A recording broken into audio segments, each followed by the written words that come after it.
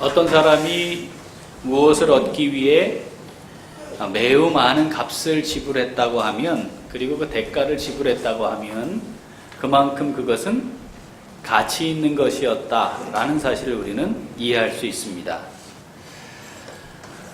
지불해야 할 값이 크면 클수록 그 대가 지불이 많으면 많을수록 소중해지고 귀히 여기는 것이 지극히 당연합니다.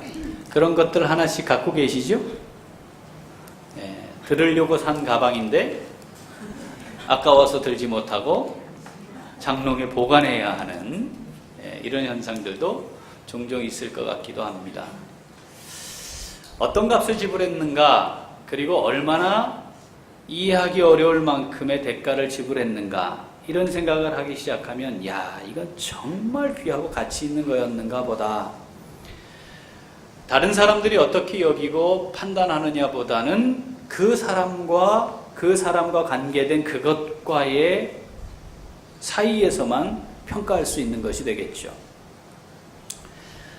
하나님께서 아들의 생명을 아낌없이 값으로 지불하셨습니다. 그렇다면 무엇을 하고 싶어서 그렇게 하셨다면, 또는 무엇인가를 얻기 위해 그렇게 하셨다면 하나님께 그것은 정말 귀하고 가치 있는 것이 됨이 당연합니다. 만약 하나님 스스로가 자기의 생명까지도 아낌없이 하나님 되심을 다 포기하고 내려놓고서라도 그것을 얻고자 했다면 그건 정말 가치 있는 것이 아니겠습니까? 하나님께서는 이 땅에 교회를 세우시기 위해 아들을 보내셨습니다. 아낌없이 내어 놓으셨습니다.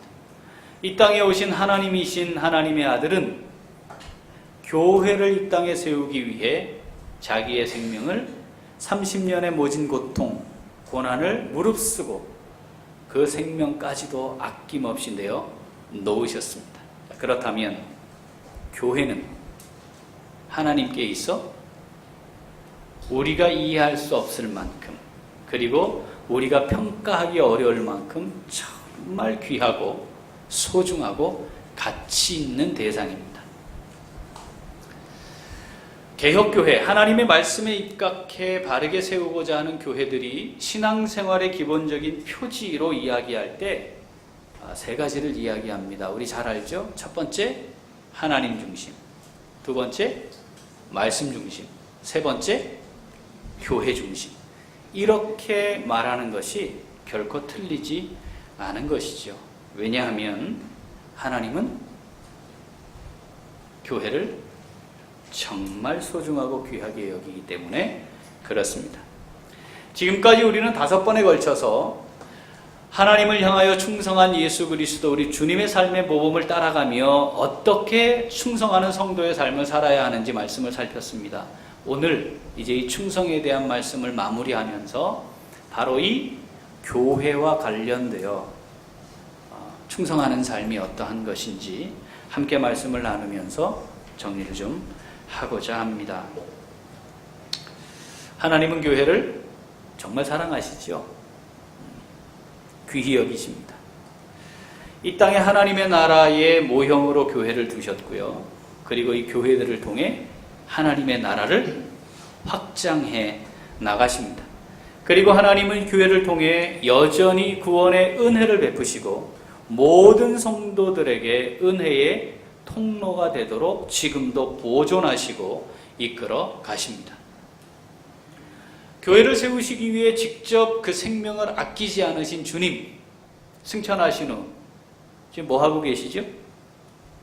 교회의 머리가 되어주셔서 친히 교회를 세워가고 계십니다.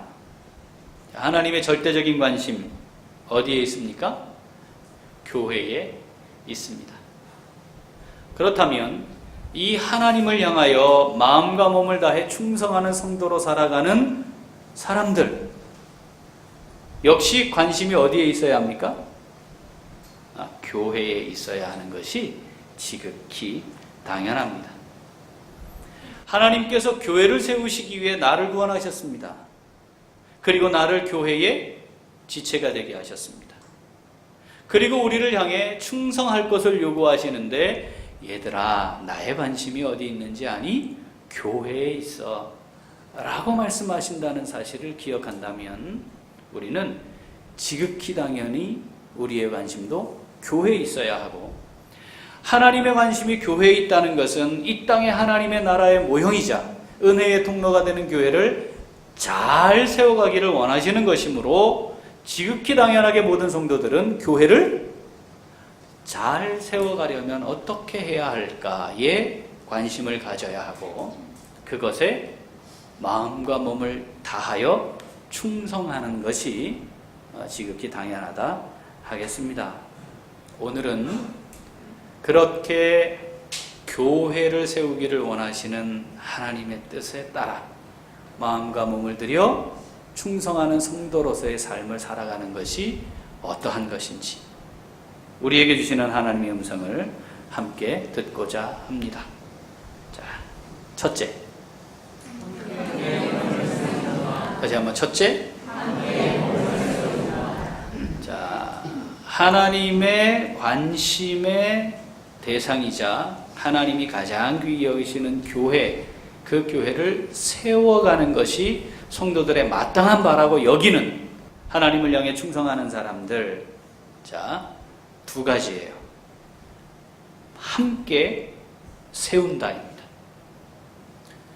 몸된 교회를 세우는 것인데 어떻게 세워야 한다? 함께 세워야 한다는 겁니다.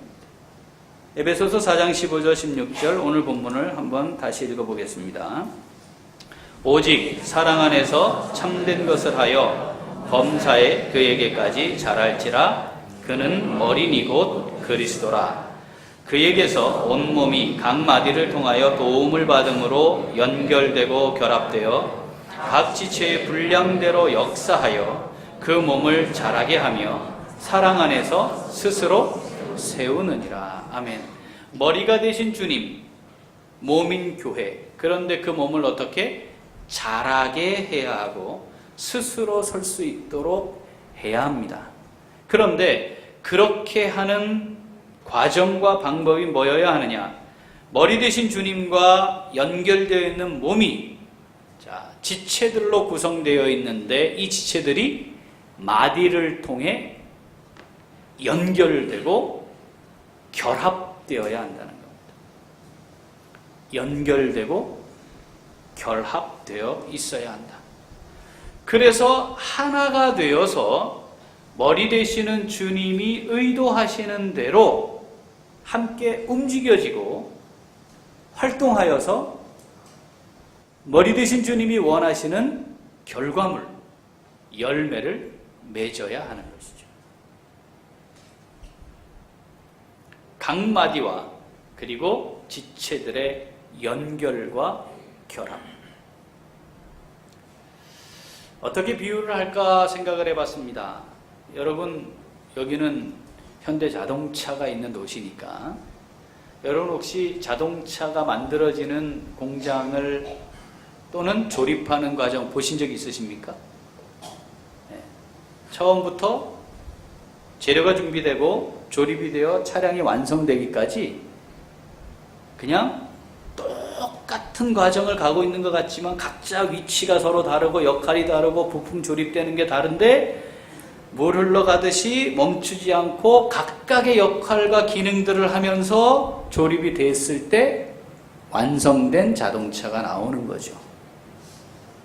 그런데 그 전체 공정에서 아무리 다른 모든 부분들이 완벽하다 할지라도 작은 나사 하나가 풀어져 버림으로 그 공정이 멈추게 되는 경험들을 하게 됩니다. 그리스도의 몸된 교회를 세워간다는 것이 뭘까?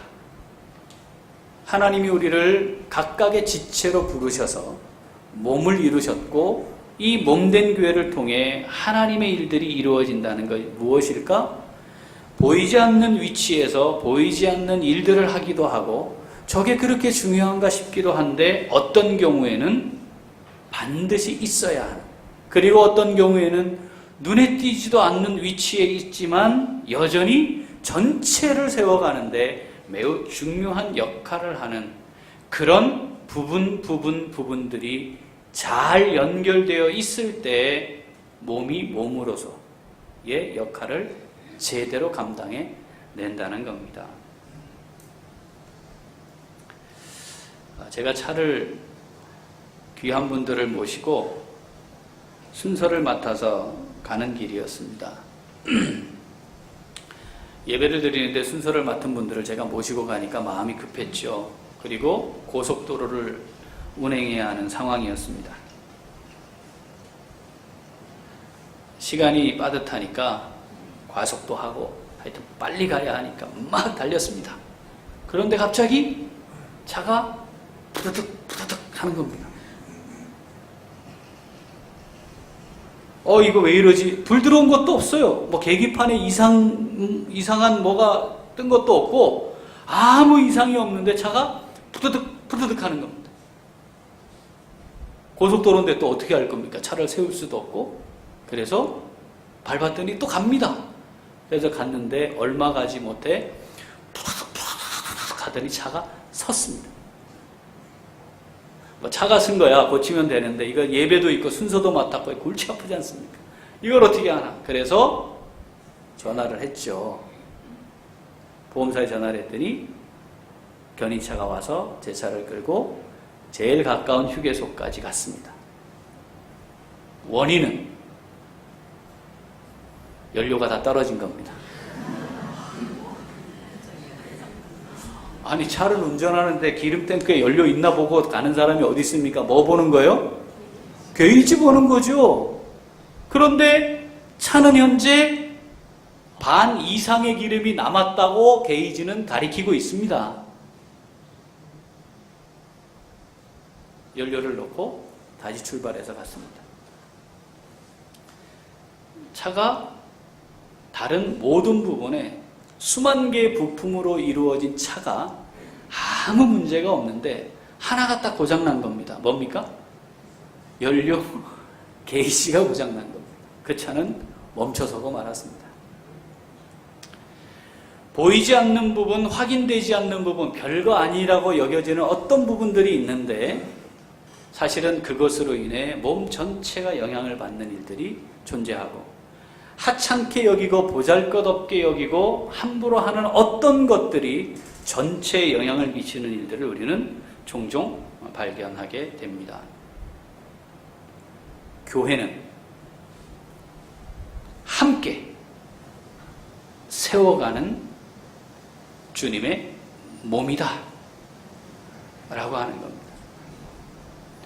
어느 누구에 의해 몇 사람에 의해가 아니라 우리가 다 하나님의 부르심을 받은 하나님의 사람이요 몸된 교회의 지체들이 되었으므로 우리가 다 함께 연결되고 결합되어 몸된 교회를 세워가고자 하는 마음으로 몸을 세워가기 위해 동력하는 것이 매우 중요합니다.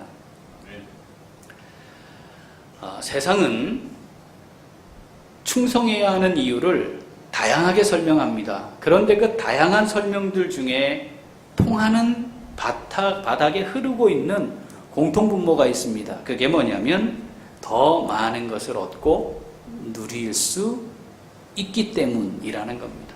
월급이 오르든 지위가 오르든 힘이 더 많이 생기든 그러면서 결국은 그렇게 충성하는 과정에 경쟁을 통해서 내가 더 많은 것을 누리고 얻는 그 자리까지 가고자 하는 거죠. 내가 충성했는데 그만큼 나에게 무엇이 돌아오지 않으면 충성하기를 중단합니다. 이것이 일반적인 원리입니다. 그런데 이 일반적인 원리가 어디에도 들어와 있습니까? 교회 안에도 들어와 있습니다.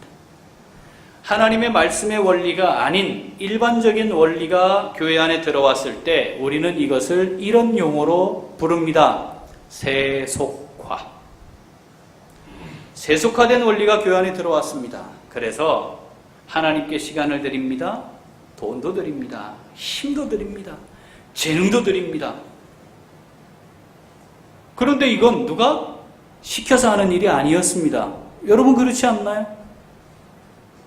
우리가 지금 이 자리에 모여서 교회를 이루고 하나님 앞에 예배하며 때로는 성가대로, 교사로, 주방에서 교회의 여러 가지 자리자리에서 섬기고 봉사하며 시간 들이지요, 물질 들이지요, 재능 들이지요, 힘 들이지요. 왜 그렇게 하고 있습니까? 왜? 또 다른 무엇인가를 얻기 위한 거였나요? 그것을 통해 내가 누리고자 하는 어떤 것의 충족감을 얻기 위한 것이었나요? 만약에 그래 왔다면 일단 다시 원점으로 돌아가야 합니다. 만약에 그렇지 않다면 교회 안에는 보상과 대가에 의해 일들이 진행되는 원리는, 그 구조는 존재하지 않아야 하는 겁니다. 서로 간의 경쟁 구조가 만들어져서도 안 되는 거 아니겠습니까? 그런데 안타깝게도 교회 안에 경쟁이 있고 더 많은 무엇인가를 누리거나 행사하는 것을 기대하기도 하고, 내가 말하는 것이 그대로 관철되거나 진행되는 것이 자기 만족이 되고 있는 상황들이 교회 안에 실제로 존재한다는 겁니다. 자, 우리가 몸된 교회를 이루고 충성하는, 하나님을 향해 충성해야 하는 하나의 이유, 분명한 목적이 있어야 합니다. 뭐죠? 교회를 세우기 위함입니다. 교회를 세우는 겁니다. 몸인 교회를 세워가는 것이 어떤 것인가, 이것이 교회를 세우는 것인가 라고 하는 관점을 놓쳐버리면 내가 감당해야 할 역할과 책임보다는 나에게 무엇이 어떻게 주어질 것인가에 관심이 더 있게 되고, 함께 연결되고 결합되어 동역을 하기보다는 무엇인가 내가 할 수 있는 일이면 할 수 있다는 생각과 내가 중심이 되어 무엇인가가 진행되기를 원하는 마음을 가질 수 있다는 겁니다. 부산에 한 집사님이 계셨는데 교회 학교부터 그 교회를 다니셔서 30년간 집사님이십니다. 이분이 청년 시절에 기도 중에 계시를 받았어요. 본인 표현이 계시래요. 근데 저는 뭐 감동 주신 거지 뭘 계시식이나. 근데 본인은 계시 받았대요. 근데 그 계시가 뭐냐면, 너는 돈을 많이 벌어서 재정적으로 교회가 어려움 당하지 않도록 헌신하라, 이거였대요. 그래서 본인이 청년 시절에 고민했는데, 야, 이게 교회를 재정적으로 내가 다 이렇게 해서 하려면 이게 직장 생활을 해서는 안 되겠구나. 나는 사업을 해야 되겠다 해서 청년 시절에 창업을 했습니다. 조그마한 가게로부터. 그리고는 하나님 앞에 그 가게를 시작하며 기도하기를, 하나님, 제가 매출의 11조를 하겠습니다. 혹시 여기 뭐 기업이나 또는 경영 이런 데 관심 있으시면 매출의 11조 하는 회사 망합니다. 아닌가요? 여러분, 매출의 10% 이익 나는 회사가 굉장히 우량한 회사거든요. 그런데 매출의 11조 하면 그 회사는, 가게는 얼마 되지 않아 문 닫는 겁니다. 그런데 이 집사님이 문을 안 닫았어요. 그리고 지금은 여러 사업체를 운영하고 있는 사장님이 되어 있는 거예요. 30년째 집사를 하고 있습니다. 제가 무슨 생각을 했을까요? 이 사람이 헌금은 좀 많이 하는데 성도들로부터는 인정 못 받는구나. 그런 거 아닙니까? 그쯤 됐으면 장로가 되어 있어야 하는데 왜 이 집사일까 아직도?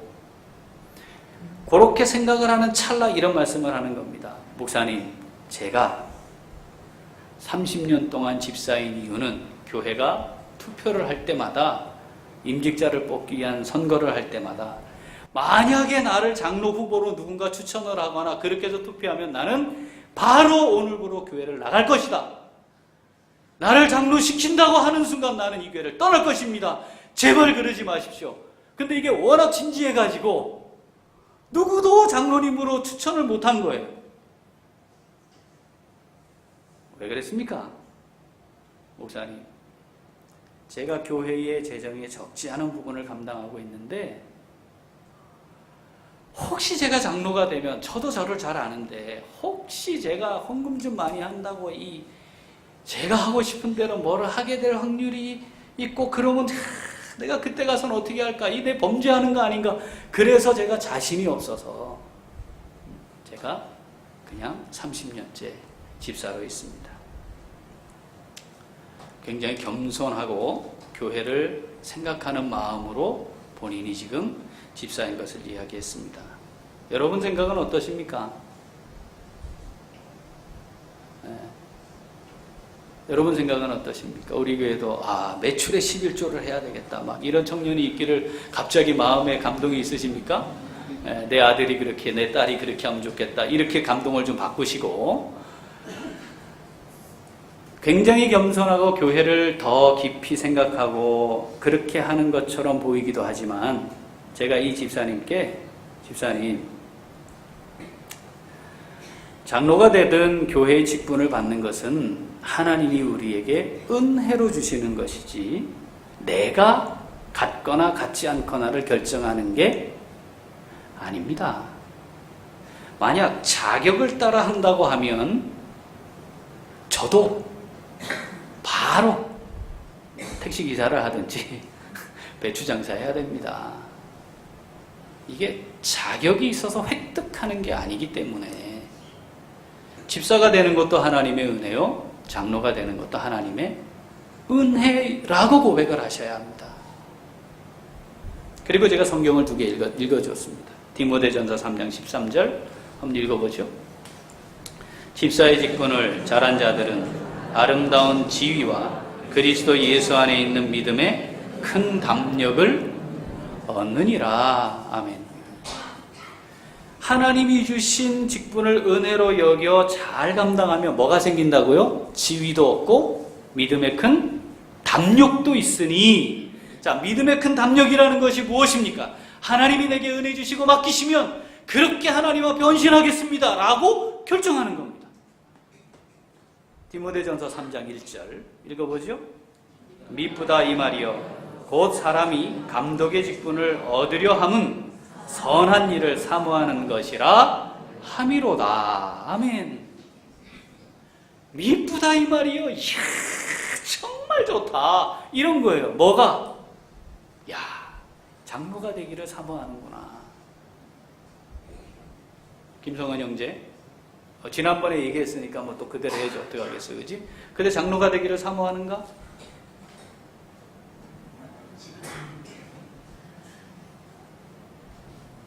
에?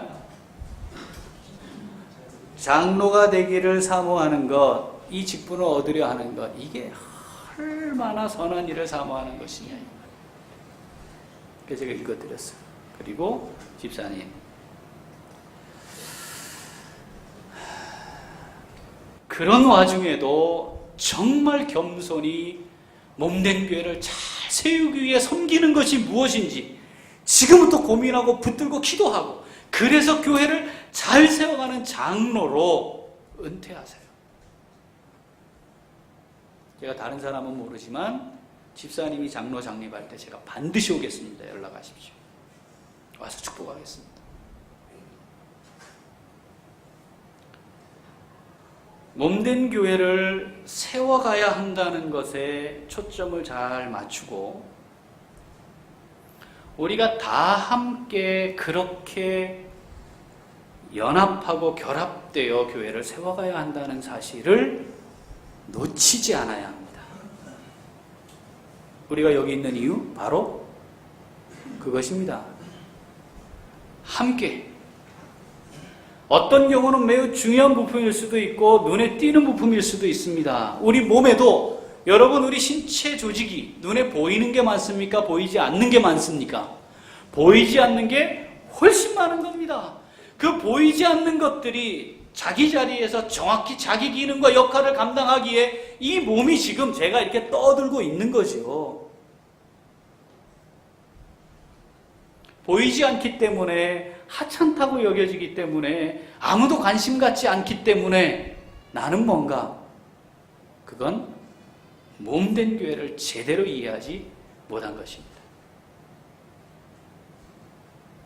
아무것도 아닌 것처럼 여겨지는 나사 하나가, 게이지 하나가 정상 작동을 하고 함께 연결되어 있을 때 잘 굴러가고 있는 것입니다.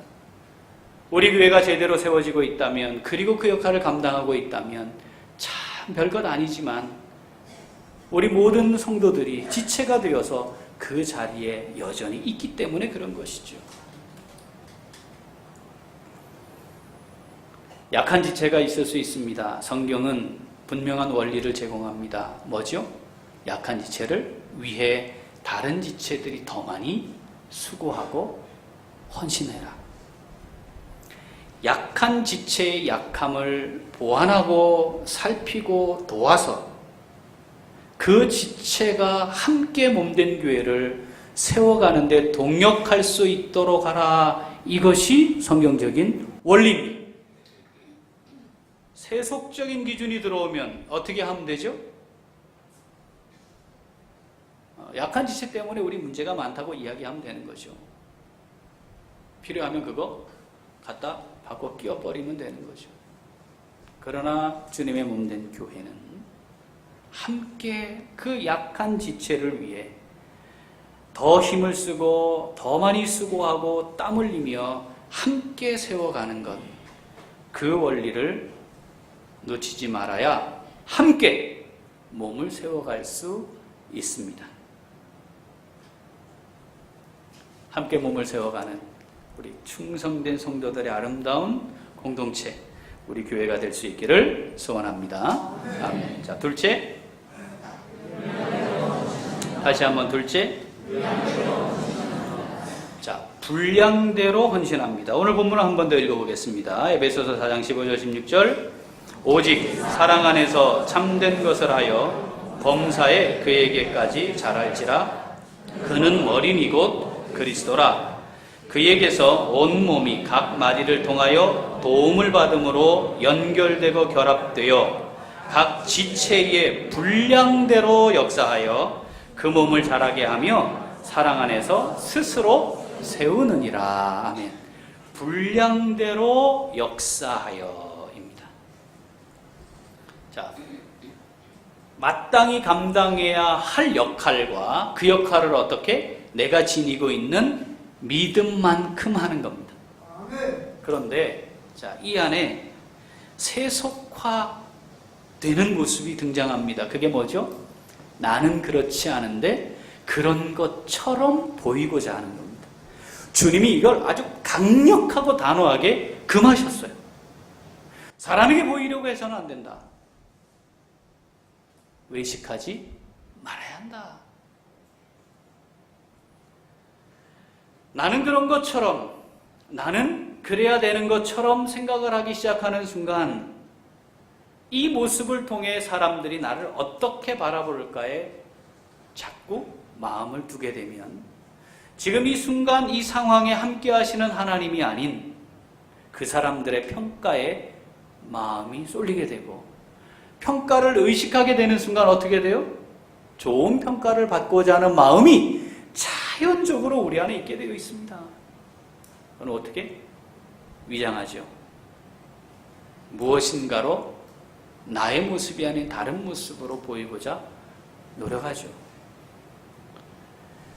이것이 교회 안에 들어오면 분량대로 역사하는 헌신함이 가능해지지 않습니다. 내가 힘든 부분인데도 이걸 잘해야, 내가 이 자리에 있어야 그렇게 충성하는 사람인 것처럼 평가받을 거라 생각을 하면 그 자리에 있습니다. 매우 힘들고 어려워질 수 있습니다.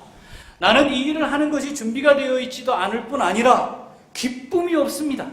그런데 그 일을 하다 보면 역시 함께 세워가는 일이 제대로 될 수 없습니다.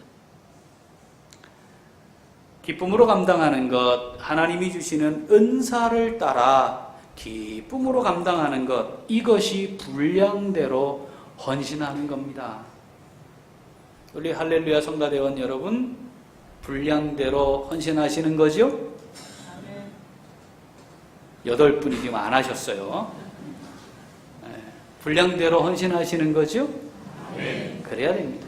여러분 기쁨이 있어야 합니다. 잘하고 못하고도 따져야 하지요. 그런데 그것보다 먼저 따져봐야 할 것이 기쁨으로 감당하고 있느냐입니다. 교회는 분량대로 하나님이 주시는 은혜의 분량, 믿음의 분량, 내가 하나님을 향해 드릴 수 있는 감사의 분량, 그만큼 하는 겁니다. 이것을 잡고 사람을 의식해 겉모습을 바꾸어 가기 시작하면 결국 교회에도 유익하지 않고 본인에게도 유익하지 않습니다. 이 유혹에 가장 쉽게 빠질 수 있는 사람이 누구겠습니까? 교회 안에 목사입니다. 여러분, 제가 저의 허물을 가리지 않고 드러낼 겁니다. 위장하거나 감추지 않으려고 애쓸 겁니다. 어떻게 하시겠습니까? 목사님의 약함을, 저 약함을 위해 내가 기도해야 되겠구나. 제가 우리 성도들의 약함을 바라보면 어떤 마음 갖겠습니까? 졌다고밖에 못하고 말이야, 이러겠습니까? 이게 아니고 저 약함을 위해 내가 기도해야 되겠구나. 조금 더 성장하고 성숙해 갈 수 있도록 해야겠구나. 이것이 몸된 교회를 함께 세워가는 성도들의 아름다운 충성의 모습이고 분량을 따라 헌신하는 모습입니다.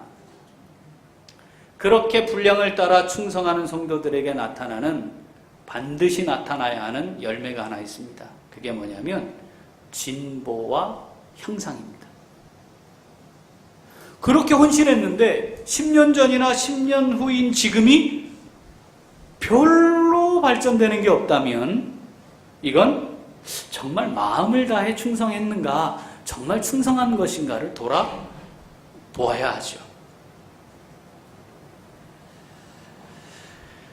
자동차 정비를 3달째 하는 수습 직원들 2사람을 제가 보게 됐습니다. 그런데 한 사람은 3달 후에 정비조에 투입이 됐습니다.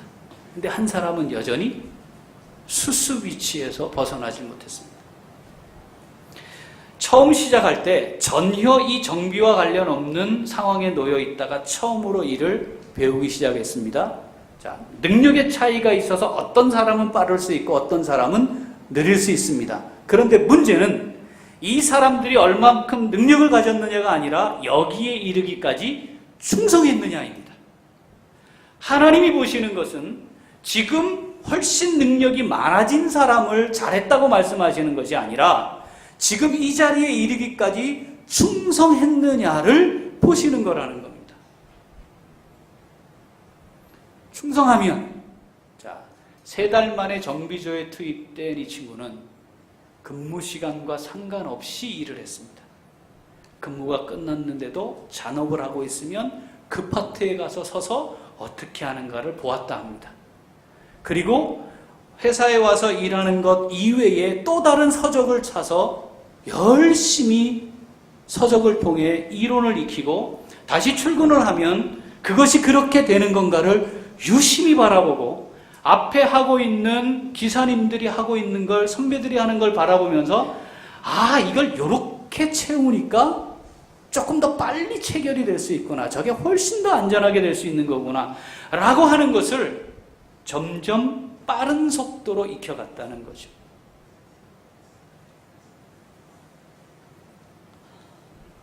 성가대원 10년 됐는데 여전히 첫음을 잘 못 잡는다. 그럼에도 불구하고 성가대 자리에서 하나님 앞에 헌신하고자 하는 그 마음은 정말 귀하죠. 왜냐하면 자기만 쳐도 못 잡는 걸 알겠습니까? 대원들이 다 아는데. 그렇죠? 그럼에도 불구하고 그 자리에 있고자 하는 그 마음은 정말 귀합니다. 그러나 10년이 지나면 그만큼의 진보와 향상이 있어야 되죠. 그래서 적어도 새로 성가대에 입회하는 다른 지체들이 그분을 통해 음도 잡고 빨리 잡고 숨 쉬고 소리를 내고 줄이고 늘리고 하는 걸 빨리 파악할 수 있고 하나가 될 수 있도록 하는 역할을 감당하는 게 옳습니다. 그런데 그게 그냥 시간이 지나가면 되는 것이 아니라 마음을 다할 때 가능한 것이죠. 믿음의 원리가 바로 이렇습니다. 자라가야 하고 성숙해 가야 합니다. 우리의 모습은 어떻습니까? 우리의 충성하는 모습은 분량대로 지금 헌신하고 계시는 거죠?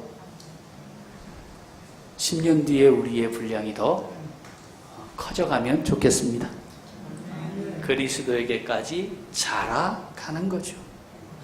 그래서 우리의 믿음의 생활이, 믿음의 시간이, 교회를 출석하는 시간이 그냥 세월이 아니라 하나님을 향해 더 마음을 다해 충성함으로 몸된 교회를 멋지게 세워가는, 그래서 하나님 앞에 그렇게 해서 충성함으로 말미암아 맺어지는 열매를 통해 하나님을 기쁘시게 해드릴 수 있는 우리 모두의 복된 삶 될 수 있기를 소원합니다.